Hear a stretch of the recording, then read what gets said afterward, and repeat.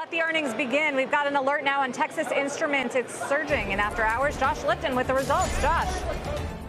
Sarah, Texas Instruments reporting EPS of $1.29, and that is a beat. The street was at $1.22 on revenue, $3.67 billion. The street had been looking for $3.6 billion. Q3 revenue guide, they're given a range of between $3.65 and $3.95 billion. Analysts had forecast $3.8 billion. And in terms of their segments, the biggest one, analog, it looks like revenue coming in at $2.5 billion for the quarter. On the call here, we're going to want to hear a lot more about their end markets, automotive and industrial, about China, about 5G, and we'll be on that call. Back to you guys. Okay, thanks very much, Josh. Up 5.7%, beat on both lines, particularly on the EPS line. And the stock, of course, has already done well with the broader chip rebound.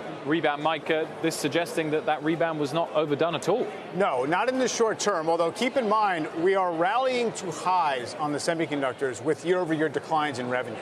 Right? So it tells you the market is eagerly trying 9%. To anticipate that true turn back to stronger growth in top line. Maybe the market's got it right, and right now the Texas Instruments numbers certainly seem to ratify it, but you have to at least also recognize that maybe there's a chance that on some names it's going to have proven premature. So you're saying a beat off of low expectations is good I think relatively low expectations, but I'm just saying on absolute levels, right? You're at an absolute all-time high in the stock, and revenues are lagging the old highs. Core business analog revenue declined 6%, embedded processing declined 16%. So that proves your point. Ian, are there read across for Texas onto other chip stocks? Well, I mean, it's certainly a read across to the entire economy. So, I mean, it's certainly a good sign. I think to Mike's point, it's multiple expansion.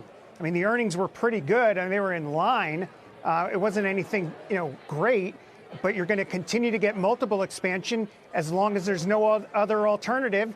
And on top of that, now you've got some fiscal stimulus because they just agreed to take off the debt ceiling and spend like drunken sailors again.